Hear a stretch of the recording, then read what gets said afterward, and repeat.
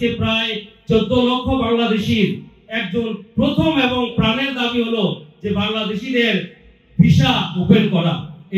এটা আপনারা সবাই লিখবেন, সাংবাদিকরা যখন লিখবেন তখন আমাদের বাংলাদেশ সরকার এটা নজরে নেবেন এবং প্রায়োরিটি বেসিস এটার ব্যাপারে ওনারা লেখালেখি করবেন বা চেষ্টা করবেন। তো আমরা ইনশাআল্লাহ আশাবাদী এটা অবশ্যই ওপেন হবে।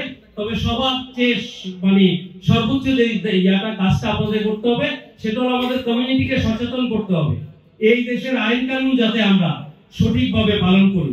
এবং আপনারা জানেন অতি সহসা আমাদের মাননীয় প্রধান উপদেষ্টা এখানে সংযুক্ত আরব আমিরাতে ভিজিট করেছিল এবং সেখানে আমরা কমিউনিটির সিনিয়র নেতৃবৃন্দের সাথে একটা মত বিনিময় সভা হয়েছিল।